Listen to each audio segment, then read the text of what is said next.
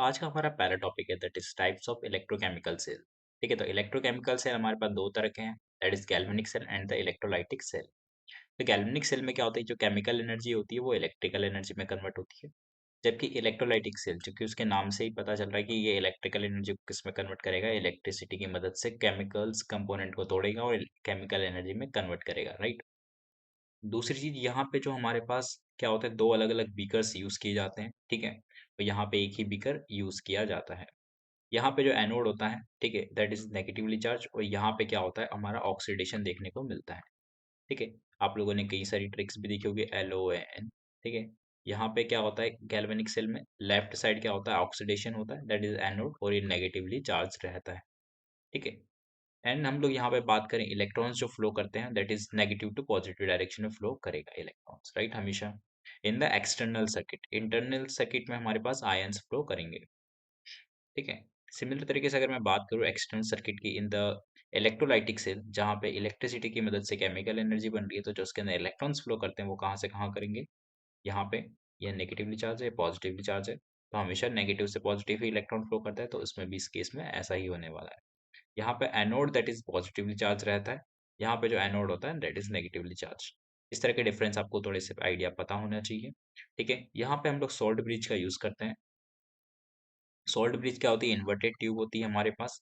ठीक है, जो कि KNO3 KCl जैसे कंपाउंड्स को कंटेन करती है, और उसके अंदर अगर अगर का मिक्सचर होता है। ठीक है, अगर अगर का मिक्सचर होता है, विद जिलेटिन भी कई बार इसमें डाल दिया जाता है। तो अभी आप लोग को ये सब जानकारी होगी पहले से ही। चलिए बात करते हैं हम लोग अब shorthand notation of the galvanic cell की। तो गैल्वेनिक सेल में हमारे पास दो कंपार्टमेंट्स होते थे, राइट। पहला हमारे पास लेफ्ट कंपार्टमेंट होता था, दूसरा हमारे पास राइट कंपार्टमेंट होता था। तो जो लेफ्ट कंपार्टमेंट होता है था, वहां पे हम लोगों ने क्या पढ़ा था, ऑक्सीडेशन होता है, और that is anode and that is negatively charged. ठीक है, और जो राइट कंपार्टमेंट होता था, ठीक है, यहाँ पे क्या होता है, हमारे पास रिडक्शन होता है, और यहाँ पे क्या होता है, ये कैथोड कहलाता है, और ये पॉजिटिवली चार्ज्ड होता है। तो ये हमारे पास क्या, reduction half that is oxidation half. तो जो उसकी ऑक्सीडेशन हाफ की जो रिएक्शन होगी, ये वाली रिएक्शन लिखी जाएगी यहाँ पे। तो यहाँ पे ऑक्सीडेशन में क्या होता है, इलेक्ट्रॉन्स हम लोग निकालते हैं, राइट। तो यहाँ से Zn+2 में जाएगा, इसकी C1 कंसंट्रेशन है, और यहाँ से 2 इलेक्ट्रॉन्स निकल जाएंगे इस तरीके से। फिर हम लोग बात करते हैं यहाँ पे रिडक्शन हाफ की, जो कि ये वाला हाफ रहेगा। तो यहाँ पे इलेक्ट्रॉन्स का क्या होगा, गेन गेन होगा। तो कॉपर+2 क्या करेगा, इलेक्ट्रॉन्स को गेन करेगा with the C2 concentration, and यहाँ पे हमारे पास कॉपर जाके डिपॉजिट हो जाएगा। ओवरऑल रिएक्शन में हमारे पास क्या हो जाएगा, यहाँ पे भी 2 इलेक्ट्रॉन्स है, यहाँ पे भी 2 इलेक्ट्रॉन्स, तो 2 से 2 इलेक्ट्रॉन्स कैंसिल हो जाएंगे। अगर ये कैंसिल नहीं हो रहे होते तो पहले बैलेंस किया जाता, देन हम लोग फिर कैंसिल करते हैं। ठीक, तो यहाँ पे ओवरऑल जो रिएक्शन निकल के आएगी, हमारे पास क्या निकल के आएगी, Zn, ठीक है, plus copper with the C2 concentration, ठीक है, gives Zn+2 with the C1 concentration plus copper solid. इस तरीके से हमारे पास ये रिएक्शन लिखी जाती है, ओवरऑल रिएक्शन।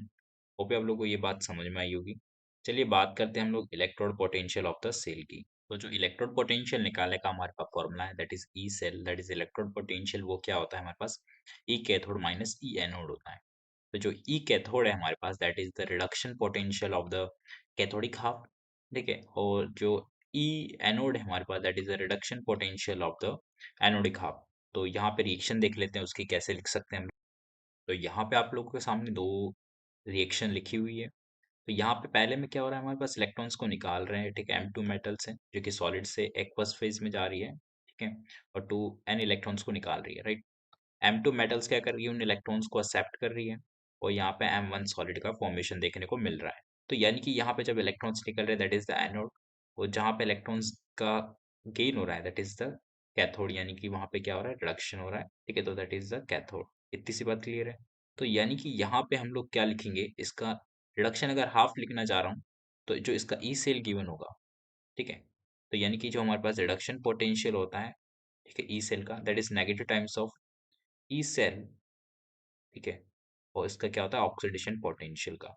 तो यहाँ पे इसका क्या ऑक्सीडेशन पोटेंशियल है, तो जो इसका ई सेल गिवन होगा, ठीक है, तो वो हमारे पास कौन सा वाला आने वाला, ई सेल ऑक्सीडेशन पोटेंशियल वाला आएगा। तो उसके सामने नेगेटिव साइन लगा देना, आपको क्या मिल जाएगा, E cell of the reduction potential मिल जाने वाला है। यहाँ से जो ई सेल आ रहा है, क्योंकि रिडक्शन से आ रहा है, तो यहाँ से जो ई सेल आएगा that is already in reduction form. ठीक है, तो आपको डायरेक्टली यहाँ पे इसकी वैल्यू रख देनी है। इतनी सी बात क्लियर है। स्टैंडर्ड हाइड्रोजन इलेक्ट्रोड, अब इसकी बात करते हैं। तो इसको हम लोग क्या बोलते हैं, शी भी बोलते हैं। ठीक है, स्टैंडर्ड हाइड्रोजन इलेक्ट्रोड। और यहाँ पे इसका ये शॉर्ट हैंड नोटेशन है हमारे पास, जहाँ पे हमारे पास क्या होगा, हाइड्रोजन गैस जो है, ठीक है, वो H प्लस आयंस को देगी और यहाँ पे हमारे पास इलेक्ट्रॉन्स निकल जाएंगे। ठीक है, 1 मोल इलेक्ट्रॉन्स निकल जाएंगे इस तरीके से। तीसरी बात के लिए तो ये हमारे पास क्या हो जाएगा, इसका रिएक्शन हो जाएगा। यहाँ पे बात करें हम लोग, तो यहाँ से हम लोग इलेक्ट्रिसिटी पास करते हैं। ये हमारे पास प्लेटिनम का इलेक्ट्रोड रहता है। ठीक है, जो कि हमारे पास प्लेटिनम ब्लैक से क्या होता है, कोटेड रहता है। यहाँ से हम लोग हाइड्रोजन गैस को पास करते हैं जिसका प्रेशर 1 बार होता है। यहाँ पे जो इलेक्ट्रोलाइट भरा रहता है that is 1 molar H plus ion concentration का रहता है। इतनी सी बात क्लियर है। तो यानी कि यहाँ पे हमारे पास इसका जो प्रेशर होगा दैट इज 1 बार, और जिसकी कंसंट्रेशन होती है दैट इज 1 मोलर। ठीक है, ये स्टैंडर्ड कंडीशन होती है। और यहाँ पे हम लोग टेम्परेचर जो लेते हैं एट 298 केल्विन लेते हैं। ठीक है, देन हम लोग जब इसका ई सेल निकालेंगे, ठीक है, या फिर बोल सकते हैं ई नोट सेल, क्योंकि स्टैंडर्ड कंडीशंस में निकाल रहे हैं, that is comes out to be zero.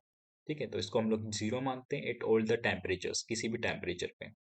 ठीक है, अगर हमारे पास ये दोनों कंडीशन फुलफिल हो रही है तो अगर ये दोनों कंडीशन फुलफिल है तो हर टेम्परेचर पे इसका ई नोट से जीरो आने वाला है। तो अब देखते हैं कि इलेक्ट्रोड पोटेंशियल हमारे पास किन किन पैरामीटर्स पे डिपेंड करते हैं। तो पहला पैरामीटर है कंसंट्रेशन ऑफ द आयंस, फिर उसकी जगह हो सकता है हमारा partial pressure of the gas.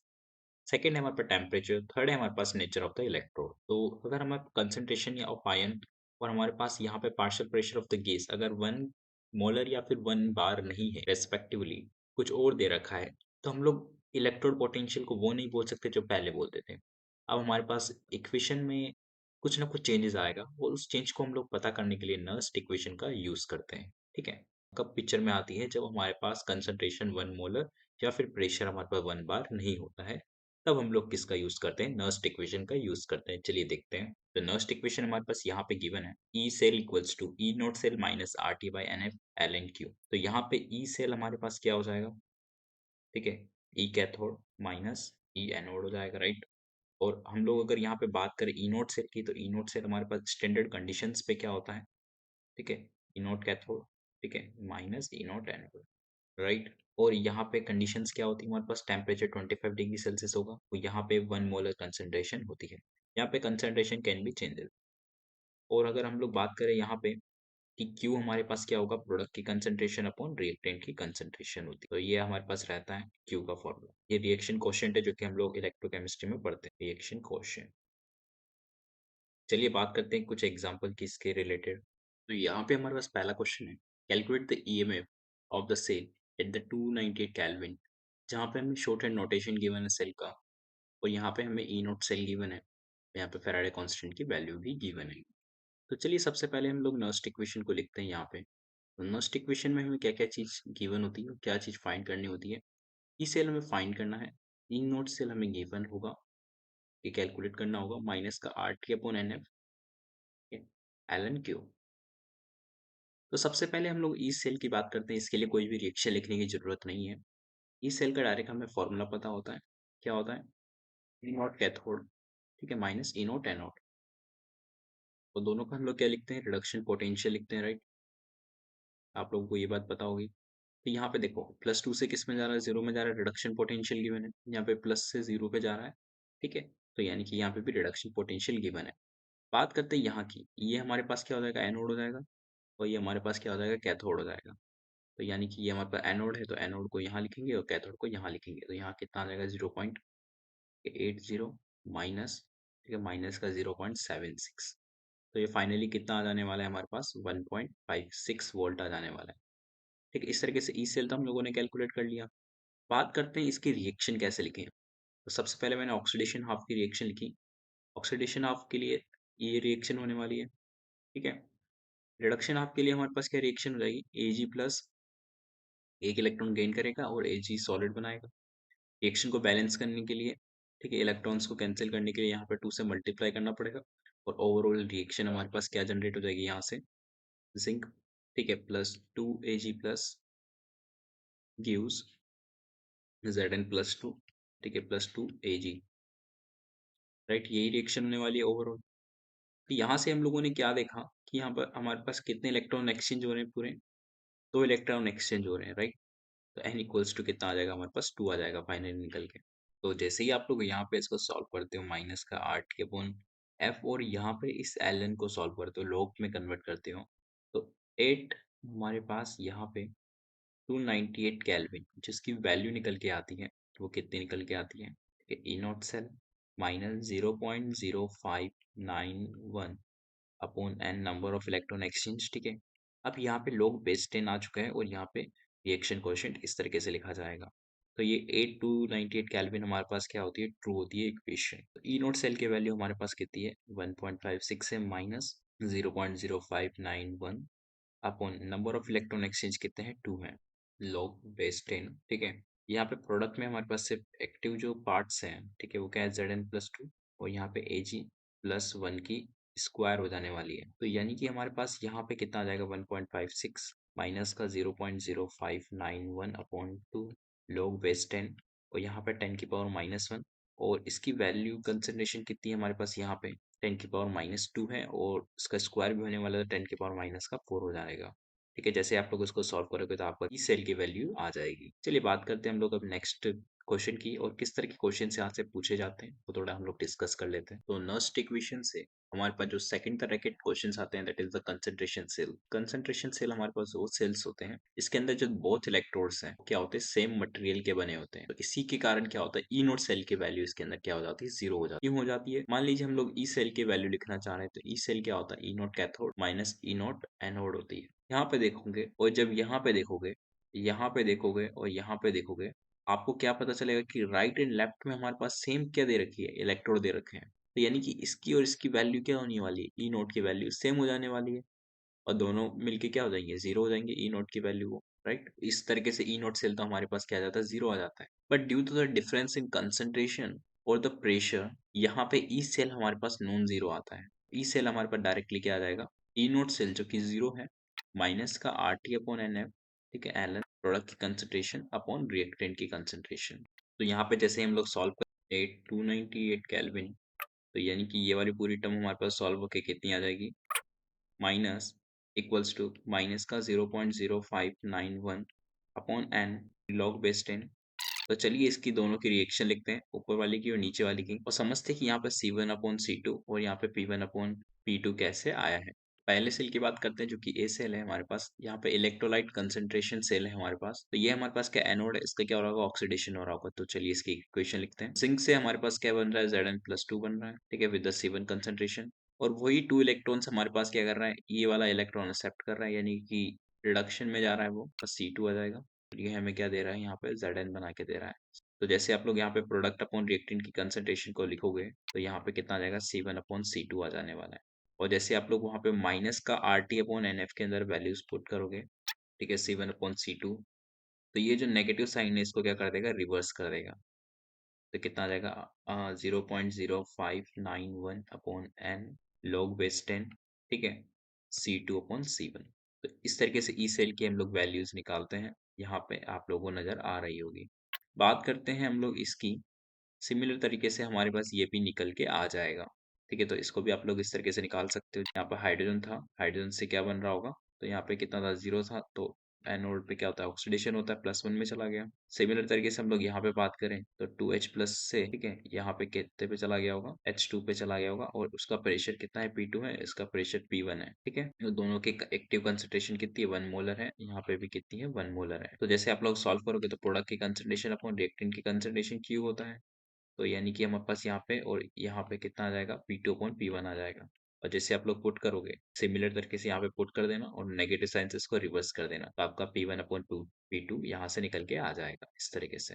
चलिए बात करते हैं हम लोग थर्ड टाइप। तो यहाँ पे बात करते हैं हम लोग एट इक्विलिब्रियम। हमारे पास क्या होता है? ई सेल हमारे पास क्या होता है? 0 होता है। तो ई सेल हमारे पास क्या आता है? 0 निकल के आता है। और एट इक्विलिब्रियम हमारे पास जो Q होता है that is equals to K equivalent, यानी कि K इक्विलिब्रियम के बराबर होता है। तो ये रिएक्शन हमारे पास क्या हो जाने वाली है? ई नोट सेल हमारे पास किसके बराबर हो जाएगा?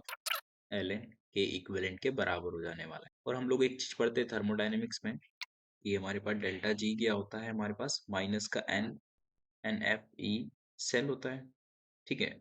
और अगर ये स्टैंडर्ड कंडीशन में लिखें तो कितना होता है? Delta G naught equals to minus का N F E naught cell होता है, ठीक है। अगर मैं सेकंड इक्वेशन का यूज करूं और यहाँ पे ई नॉट सेल की वैल्यू रख देता हूँ तो यहाँ पे कितना आ जाएगा एन एफ, ठीक है, R T upon F, N F के इक्विवेलेंट हो जाएगा। तो एन एफ से एन एफ कैंसिल हो जाएगा, यहाँ से डायरेक्टली इक्वेशन क्या निकल के आएगी, आर टी एल एन के इक्विवेलेंट निकल के आएगी। तो डेल्टा जी नॉट की वैल्यू हमारे पास ये भी होती है। तो ये दो इक्वेशंस आप लोगों को याद होनी चाहिए। तो यहाँ पे हमारे पास टाइप 4 है, मेटल, मेटल इन सॉल्युबल सोल्ट इलेक्ट्रोड। तो चलिए यहाँ पे हमें तीन एग्जांपल की मदद से समझते हैं कि किस तरीके से हम लोग इलेक्ट्रोड पोटेंशियल निकाल सकते हैं ऑफ अ सेल। तो चलिए देखते हैं। तो यहाँ पे हमारे पास एक सेल गिवन है जिसका एक जो हमारे पास एनोडिक पार्ट है that is the metal, metal insoluble salt electrode का है, और उसी का हमें क्या दे रखा है, कैथोड भी गिवन है। तो इस कंडीशन के अंदर हमारे पास यहाँ पे इस सॉल्ट का क्या दे रखा होता है, केस भी गिवन होता है।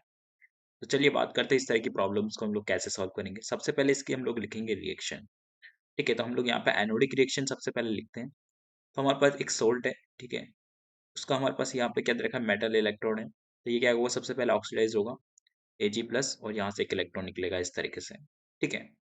सेकंड हमारे पास रिएक्शन क्या हो जाएगी, कैथोडिक रिएक्शन होगी, जहां में क्या करेगा, AgCl जो सॉलिड है वो इस इलेक्ट्रॉन को गेन करेगा, और यहाँ पे वो किस में कन्वर्ट हो जाएगा, Ag में कन्वर्ट हो जाएगा खुद को, ठीक है। और यहाँ पे हमारे पास Cl माइनस इस तरीके से बाहर निकल जाएगा।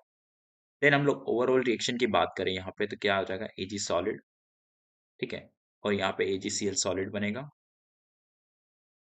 और यहाँ पे हमारे पास Ag प्लस, ठीक है, प्लस Ag सॉलिड, और यहाँ पे Cl माइनस इस तरीके से बाहर निकल जाएगा। तो Ag से Ag कैंसिल हो जाएगा, आप लोगों को नजर आ रहा होगा यहाँ पे। तो ओवरऑल रिएक्शन हमारे पास ये हो जाएगी, ठीक है। तो यहाँ से हम लोग Q लिखेंगे तो Q कितना आ जाएगा हमारे पास निकल के, ठीक है, Ag प्लस, और यहाँ पे Cl माइनस की कंसंट्रेशन आ जाएगी, राइट। और अगर बात करूँ मैं KSP की, KSP अगर मैं लिखना चाहूँ AgCl स्पेरिंगली सॉल्युबल सॉल्ट का, तो वो कितना आएगा हमारे पास निकल के, Ag plus ion plus Cl minus ion, ठीक है। तो यहाँ पे इसका KSP कितना हो जाएगा फाइनली, Ag प्लस आयन की कंसंट्रेशन, और यहाँ पे Cl माइनस आयन की कंसंट्रेशन, ठीक है। ये दोनों हमारे पास कब बराबर होंगे, एट इक्विलिब्रियम ही बराबर हो सकते हैं, ठीक है। तो यानी कि मैं यहाँ पे मान के चल रहा हूँ कि एक इक्विलिब्रियम है, और इक्विलिब्रियम पे हमारे पास डेल्टा ई कितना होता है, सेल जीरो होता है। इतनी सी बात क्लियर है। तो यानी कि हमारे पास जब क्वेश्चन को सॉल्व करेंगे तो डेल्टा ई की वैल्यू क्या रख देंगे, जीरो रख देंगे, और यहाँ पे क्यू की जगह क्या लिख देंगे, केस भी लिख देंगे। इस तरीके से हम लोग यहाँ पे इस क्वेश्चन को सॉल्व करेंगे। चलिए देखते हैं इसका रिजल्ट क्या आता है। तो यहाँ पे हमारे पास क्या होता है, ई सेल कितना होता है, जीरो होता है। ई नॉट सेल की वैल्यू हमें निकालनी पड़ेगी इन दोनों की मदद से। R T upon N F, Q हमारे पास क्या होता है, के एस पी के बराबर हो जाएगा एट इक्विलिब्रियम, ठीक है। इक्वेशन निकल के आती है that is E naught cell equals to R T upon N F L N K S P, ठीक है। तो काफी इंपॉर्टेंट इक्वेशन है हमारे पास, जो कि हमारे पास अगर कभी भी metal, metal insoluble salt given होता है उसके लिए वैलिड है। हम लोग अब देखते हैं फेराडे का फर्स्ट लॉ। तो फेराडे का फर्स्ट लॉ में क्या बोलता है कि जो मास डिपॉजिट होता है, ठीक है, या फिर इस पे डिपॉजिट होगा या फिर यहाँ से निकलेगा, तो यानी कि हमारे पास लिबरेटेड जो मास होता है डायरेक्टली प्रोपोर्शनल होता है हमारे पास amount of charge flow through the electrolyte, कि उससे कितना चार्ज फ्लो हो रहा है। तो यानी कि जो हमारे पास मास डिपॉजिट होगा या फिर लिबरेटेड होगा that is directly proportional to the charge. अगर मैं यहाँ पे डायरेक्टली प्रोपोर्शनलिटी साइन हटाता हूँ तो यहाँ पे कांस्टेंट आएगा दैट इज इक्विवेलेंट कांस्टेंट, ठीक है। तो यहाँ पे जो z होता है that is equals to the equivalent weight F, that is Faraday constant. तो इक्विवेलेंट वेट हमारे पास किसके बराबर होगा, यहाँ पे molar mass upon N factor होता है, राइट, इक्विवेलेंट वेट। और यहाँ पे हमारे पास एफ ऑलरेडी चला आ रहा है, capital F, that is Faraday constant, ठीक है। तो ये हमारे पास जेड की वैल्यू रहती है, ठीक है। चार्ज हमारे पास क्या होता है, आई इंटू टी होता है, ठीक है। तो यहाँ पे हमारे पास डब्ल्यू इक्वल्स टू कितना देगा, जेड, जेड, और क्यू की जगह क्या लिख देंगे, आई टी आ जाएगा यहाँ पे, ठीक है। तो इस तरीके से हमारे पास यहाँ पे फेराडे का फर्स्ट लॉ डिराइव हो जाता है।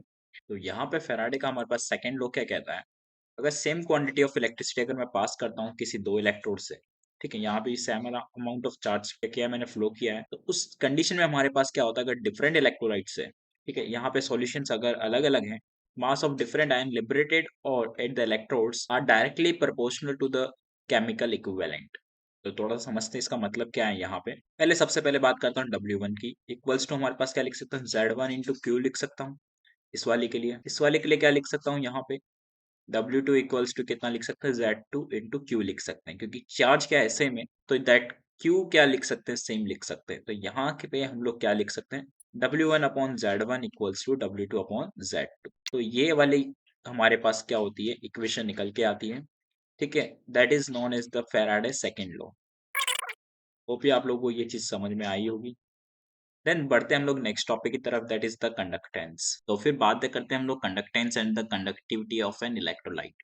ठीक है, तो सबसे पहले कंडक्टेंस की बात कर लेते हैं यहाँ पे। तो जो कंडक्टेंस होता है दैट इज 1 अपॉन रेजिस्टेंस। ठीक है, 1 अपॉन रेजिस्टेंस, तो इसकी यूनिट क्या हो जाने वाली है, यहाँ से हमारे पास ओम इनवर्स की यूनिट हो जाने वाली है। तो इसको हम लोग प्यार से साइमन भी बोलते हैं। ठीक है, और इसका सिंबल है कैपिटल एस। बात करते हैं कंडक्टिविटी की। कंडक्टिविटी हमारे पास क्या हो जाएगी, 1 अपॉन रजिस्टिविटी हो जाती है, तो जिसकी यूनिट हमारे पास क्या हो जाने वाली है, ओम इनवर्स। ठीक है, मीटर इनवर्स हो जाने वाली है, दैट इज इक्वल्स टू, ठीक है, साइमन मीटर इनवर्स। तो conductivity that is also known as kappa, that is small K. ठीक है, और हमें क्या पता आर इक्वल्स टू क्या होता है, rho small L upon capital A होता है। तो यानी कि अगर मैं बात करूँ किसी इलेक्ट्रोलाइटिक सॉल्यूशन की, अगर हमारे पास यहाँ पे कोई इलेक्ट्रोड रखा है, तो इनका जो बीच का गैप है दैट इज स्मॉल ए, और जो इसका एरिया है दैट इज कैपिटल ए। ठीक है, इतनी सी बात क्लियर है। तो यहाँ पे अगर मैं बात करूँ रेजिस्टेंस ऑफ दिस इलेक्ट्रोलाइट, तो ये कैसे निकाला जाता है और इसकी कंडक्टिविटी कैसे निकालेंगे सॉल्यूशन की, तो चलिए देखते हैं। तो सबसे पहले बात करते हैं इसकी एल अपॉन ए। तो L upon A is cell constant, और इसको हम लोग क्या लिखते हैं, जी स्टार से लिखते हैं। ठीक है, तो यहाँ पे अगर हम लोग रो की बात करें, अगर इसको मैं डिवाइड कर दूं, ठीक है, तो आर, ठीक है, 1 अपॉन रो को क्या लिख सकते हैं हम लोग, कंडक्टिविटी लिख सकते हैं, दैट इज के। ठीक है, इक्वल्स टू जी स्टार। तो ये हमारे पास क्या निकल के आता है, फॉर्मूला निकल के आता है, G star equals to R into K. इतनी सी बात क्लियर है। तो इसको इक्वेशन नंबर 1 नाम दे दीजिए आप लोग। चलिए बात करते हैं हम कंडक्टिविटी की। तो कंडक्टिविटी के हमारे पास क्या होती है, कंडक्टेंस ऑफ 1 ml, ठीक है, इलेक्ट्रोलाइट को क्या बोलते हैं हम लोग, कंडक्टिविटी बोलते हैं। इसका फॉर्मूला हम लोगों ने भी थोड़ी देर पहले देखा था। चलिए बात करते हैं हम लोग टाइप्स ऑफ कंडक्टिविटी की। तो कंडक्टिविटी हमारे पास दो तरह की होती है। ठीक है, molar conductivity and equivalent conductivity. इसको हम लोग क्या लिखते हैं, लैम्डा एम से लिखते हैं, और इसको हम लोग क्या लिखते हैं, लैम्डा इक्विवेलेंट से लिखते हैं। ठीक है, तो यानी कि हमारे पास अगर मैं बात करूं 1 मोल की, हमारे पास अगर कंडक्टेंस की बात करूं मैं, ठीक है, तो that is called the molar conductivity. और अगर मैं 1 इक्विवेलेंट की क्या बात करूं, कंडक्टेंस की बात करूं, ठीक है, तो वो क्या हो जाएगा हमारे पास, यहाँ पे इक्विवेलेंट कंडक्टिविटी हो जाएगा। तो यहाँ पे हम लोग जब लैम्डा एम का फॉर्मूला निकालते हैं that is conductivity times 1000 upon molarity आ जाता है, राइट। और यहाँ पे हम लोग लैम्डा इक्विवेलेंट की बात करें तो यहाँ पे कितना आ जाता है, कंडक्टिविटी इंटू थाउजेंड्स टाइम, ठीक है, अपॉन नॉर्मलिटी आ जाता है। तीसरी बात क्लियर है। ठीक है, और आपको कुछ कन्वर्जन्स भी याद होनी चाहिए इसके साथ साथ, जैसे कि 1 सेंटीमीटर क्यूब हमारे पास 1 ml के बराबर होता है। ठीक है, और हमारे पास जो 1 लीटर होता है दैट इज 10⁻³ सेंटीमीटर क्यूब होता है। ठीक है, और यहाँ पे हमारे पास 10⁻³ मीटर क्यूब के बराबर होता है। ठीक है, तो ये कुछ रिलेशन है जो आपको पता होनी चाहिए फॉर सॉल्विंग द प्रॉब्लम्स। चलिए बात करते हैं, तो चलिए बात करते हैं यहाँ पे effect of dilution on the conductance and the conductivity पे क्या क्या असर पड़ते हैं। तो सबसे पहले बात करते हैं कंडक्टेंस। कंडक्टेंस क्या होता है हमारे पास, मान लीजिए हमारे पास कोई सॉल्यूशन है, ठीक है, उसके बीच में हमारे पास एक पॉजिटिव आयन रखा है, एक नेगेटिव आयन रखा है। ठीक है, कितनी तेजी से फ्लो कर सकते हैं, ठीक है, इनके बीच में कितना कम रेजिस्टेंस होगा। ठीक है, तो यानी कि अगर हम लोग डायल्यूशन करते हैं तो रेजिस्टेंस क्या हो जाएगा, उसका कम हो जाएगा। इतनी सी बात क्लियर है। बात करते हैं कंडक्टिविटी की। कंडक्टिविटी क्या होती है हमारे पास, कि हमें क्या पता है कि एक, ठीक है, एमएल का, 1 ml क्या होता है, 1 सेंटीमीटर क्यूब होता है। ठीक है, वॉल्यूम है हमारे पास ये। ठीक है, उसका कंडक्टेंस, ठीक है, उसका कंडक्टेंस ही तो क्या होता है हमारे पास। तो यानी कि हमारे पास जब नंबर ऑफ मोल्स ही क्या हो जा रहे हैं, 1 सेंटीमीटर क्यूब के अंदर कम हो जाएंगे, क्योंकि डाइल्यूशन करेंगे तो उसके अंदर 1 सेंटीमीटर क्यूब के अंदर वॉल्यूम जितना भी मोल्स होंगे हमारे पास वो क्या हो जाएंगे, कम हो जाएंगे। तो इसके कारण यहाँ पे क्या होता है, हमें डिक्रीमेंट देखने को मिलता है। ठीक है, कंडक्टिविटी के अंदर। बात करते हैं मोलर कंडक्टिविटी, इक्विवेलेंट कंडक्टिविटी की। तो इन दोनों केसेस के अंदर हमारे पास क्या होता है कि वॉल्यूम इंक्रीज होता है। ठीक है, तो जैसे जैसे वॉल्यूम इंक्रीज होगा तो पर यूनिट हमारे पास जो कंडक्टिविटी है, ठीक है, पर एमएल की जो कंडक्टिविटी है दैट इज के। और अगर तुम वॉल्यूम को इंक्रीज कर रहे हो तो यानी कंडक्टिविटी भी हमारे पास क्या हो जाएगी, लैम्डा एम। और लैम्डा इक्विवेलेंट दोनों के दोनों क्या करेंगे, इंक्रीज करेंगे साइमल्टेनियसली। ठीक है, इतनी सी बात क्लियर है, क्योंकि यहाँ पे वॉल्यूम इंक्रीज हो रहा है। और इसको हम लोग इस ग्राफ की मदद से भी समझ सकते हैं। यहाँ पे हमारे पास मोलर कंडक्टिविटी वर्सेस हमारे पास ग्राफ गिवन है अंडर रूट सी का, यानी कंसंट्रेशन का। ऑन डाइल्यूशन हमारे पास क्या होता है, जैसे जैसे मैं डाइल्यूशन को बढ़ाऊंगा हमारे पास कंसंट्रेशन क्या होती है, कम होती है, राइट। तो यानी कि हमारे पास जब कंसंट्रेशन कम हो रही है तो ये वाला जो ग्राफ है हमारे पास स्ट्रॉन्ग इलेक्ट्रोलाइट का है, लाइक NaCl, ठीक है, KCl, इन सभी का। यह हमारे पास क्या है, वीक इलेक्ट्रोलाइट का ग्राफ है, लाइक हमारे पास CH3COOH का। ठीक है, तो वीक इलेक्ट्रोलाइट के लिए भी क्या होता है, बढ़ती है, इन स्ट्रॉन्ग इलेक्ट्रोलाइट के लिए भी क्या होती है, लीनियरली बढ़ती है।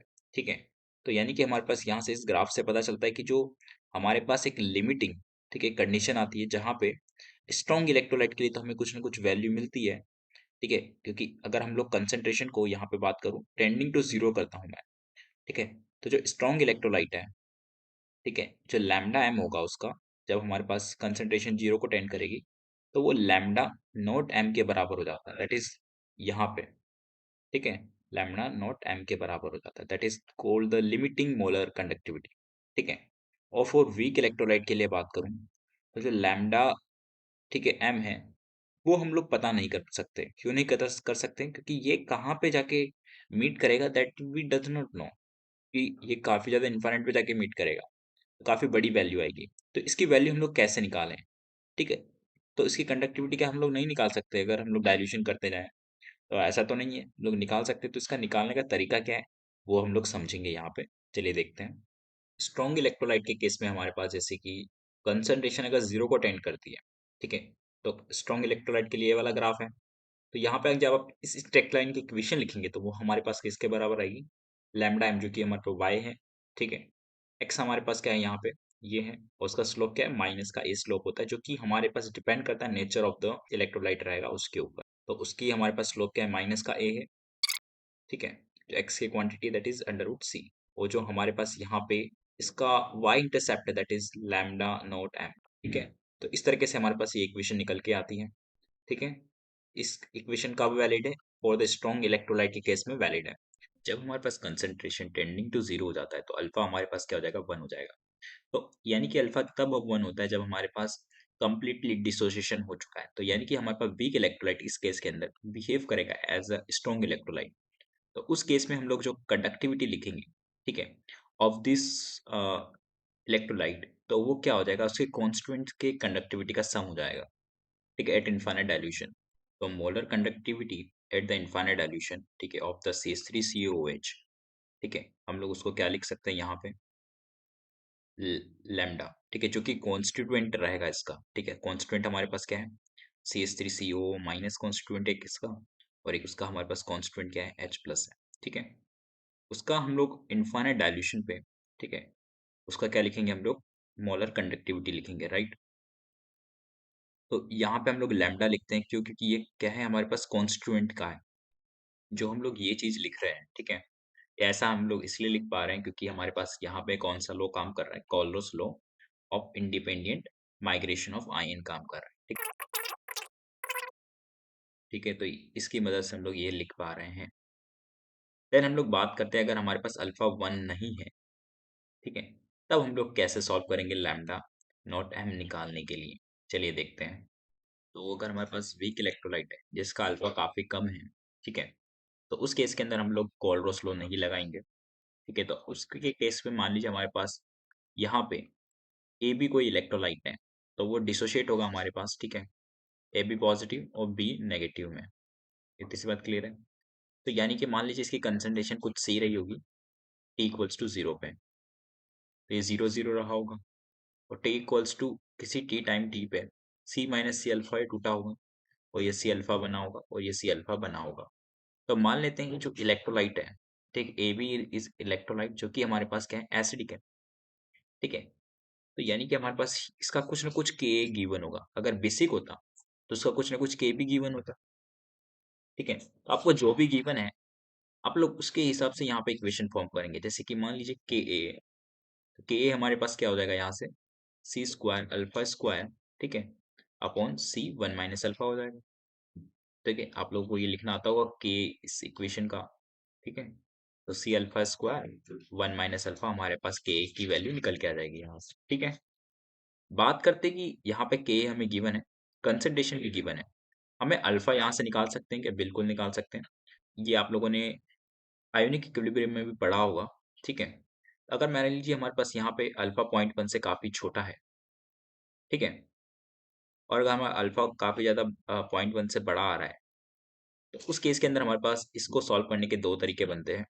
अगर अल्फा 0.1 से छोटा है, तो उस केस के अंदर हम लोग क्या करते हैं, सबसे पहले कैलकुलेट करते हैं के बाई सी की वैल्यू।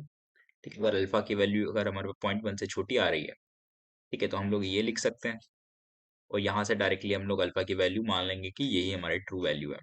बट अगर हम लोग इससे मानते हैं कि अल्फा कुछ 0.1 से बड़ा आ गया इसको सॉल्व करने के बाद, तो उस कंडीशन में हम लोग को यहाँ पे क्या करना होता है, क्वाड्रेटिक इक्वेशन को सॉल्व करना होता है। ठीक है। यहाँ से क्वाड्रेटिक इक्वेशन को आप लोग सॉल्व करेंगे, और आपको यहाँ पे अल्फा की वैल्यू मिल जाएगी फाइनली निकल के। तो आप लोग यहाँ से अल्फा निकाल लेंगे। बात करते हैं कि अल्फा निकालने के बाद हमें करना क्या है।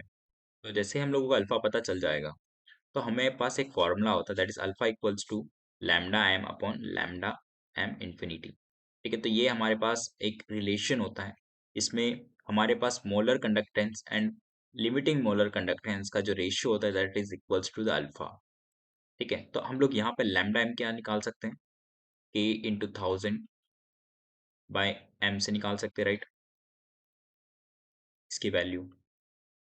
और अल्फा हम लोग निकाल चुके हैं, तो क्या हम लोग लैम्डा एम इनफाइनाइट नहीं निकाल सकते? बिल्कुल निकाल सकते हैं। ठीक है। तो उस केस के अंदर हम लोग इस फॉर्मूले का यहाँ पे यूज कर सकते हैं। चलिए बात करते हैं हम लोग बैटरीज की। तो बैटरीज हमारे पास क्या होती है, कलेक्शन ऑफ सेल्स होती है इन अ सीरीज। ठीक है। फिर बात करते हैं हम लोग टाइप्स ऑफ बैटरीज की। तो बैटरीज हमारे एनसीईआरटी के अकॉर्डिंग टू टाइप्स की है, primary batteries and the secondary batteries. ठीक है। तो प्राइमरी बैटरीज हमारे पास वो बैटरीज होती है जो कि नॉन रिचार्जेबल रहती है। ठीक है, नॉन रिचार्जेबल।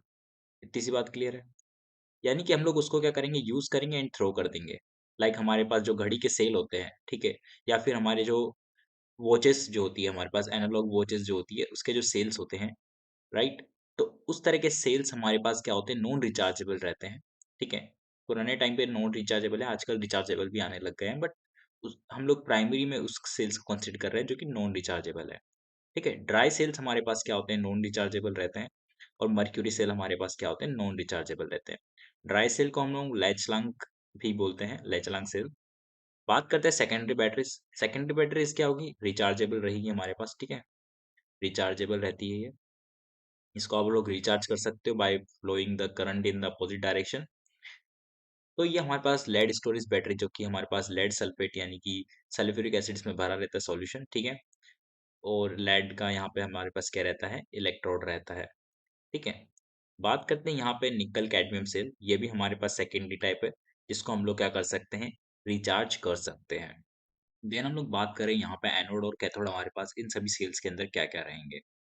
तो यहाँ पे जो एनोडिक रहता है हमारे पास, that is outer cap of this dry cell. ठीक है। तो इस ड्राई सेल का जो हमारे पास जिंक का क्या रहता है, जो ये रहता है पार्ट, ठीक है, ये हमारे पास एनोड की तरह काम करता है। और जो यहाँ पे ये सेंट्रल पार्ट है, ठीक है, ये हमारे पास कैथोड की तरह काम करता है इस केस के अंदर। ठीक है। तो यानी कि हमारे पास इसका क्या हो जाएगा, ऑक्सीडेशन हो जाएगा जिंक का यहाँ पे। ठीक है। तो यहाँ पे जिंक से Zn+2 में जाता है। इतनी सी बात क्लियर है। और यहाँ से 2 इलेक्ट्रॉन्स निकल जाते हैं, दैट इज एनोडिक रिएक्शन। बात करते हैं यहाँ पे कार्बन हमारे पास क्या है, इन द मिडिल है। और जो यहाँ पे जो बीच का जो खाली एरिया है, ठीक है, जहाँ पे हमारे पास क्या भरा हुआ है, MnO2 ब्लैक कार्बन, एंड हमारे पास NH4 सीएल का क्या होता है, पेस्ट भरा रहता है। और यहाँ पे हमारे पास जो कैथोड पे जो रिएक्शन होती है वो MnO2 कर रहा होता है। ठीक है। MnO2 क्या करेगा यहाँ पे, NH4 पॉजिटिव, ठीक है, प्लस यहाँ पे एक इलेक्ट्रॉन लेता है, ठीक है, और यहाँ पे क्या बनाता है, MnOOH का फॉर्मेशन देखने को मिलता है। और यहाँ से अमोनिया गैस बाहर निकल जाती है। तो जो यहाँ से अमोनिया गैस बाहर निकलती है वो क्या करेगी, इस Zn+2 के साथ क्या करेगा, कॉम्प्लेक्स का फॉर्मेशन देखने को मिलता है। ठीक है। तो यहाँ पे हमारे पास कॉम्प्लेक्स क्या फॉर्म हो जाएगा, Zn+4 में चला जाएगा, राइट। तो यानी अमोनिया का यहाँ पे कॉम्प्लेक्स 4 कोऑर्डिनेशन नंबर का फॉर्म होता है। ठीक है। तो यहाँ पे +2 ऑक्सीडेशन स्टेट रहता है इस कॉम्प्लेक्स का। तो ये हमें फाइनल रिएक्शन देखने को मिलती है। ठीक है। तो ये हमारे पास एनोडिक रिएक्शन, ये हमारे पास कैथोडिक रिएक्शन है। इस तरीके से हमारे पास ड्राई सेल कंप्लीट हो जाता है। ठीक है, इसका जो हमारे पास पोटेंशियल आता है, ठीक है, निकल के 1.5 वोल्ट आता है, जो कि स्टेबल रहता है। ठीक है, और विद द टाइम ये क्या कर देगा, डिक्रीज कर जाएगा जैसे जैसे आप यूज करेंगे इसको। चलिए बात करते हैं मर्क्यूरी सेल की। तो ये हमारे पास क्या है, मर्क्यूरी सेल है। तो मर्क्यूरी सेल में जो आपको ये रेडिश पार्ट नजर आया, दैट इज एनोड। ठीक है, तो यहाँ पे हमारे पास रहता है जिंक अमलगम का। ठीक है, जिंक अमलगम का क्या रहता है, मिक्सचर रहता है। और जो आपको ये ब्लू पार्ट नजर आ रहा है यहाँ पे, that is the cathodic part. ठीक है, ये हमारे पास किसका रहता है, HgO का मिक्सचर रहता है। ठीक है, अलोंग विद द कार्बन। ठीक है, तो यहाँ पे कार्बन भी रहता है हमारे पास कैथोड पे। और ये हमारे पास क्या कर रहा होता है, इलेक्ट्रोलाइट्स जो ZnHg का जो अमलगम है।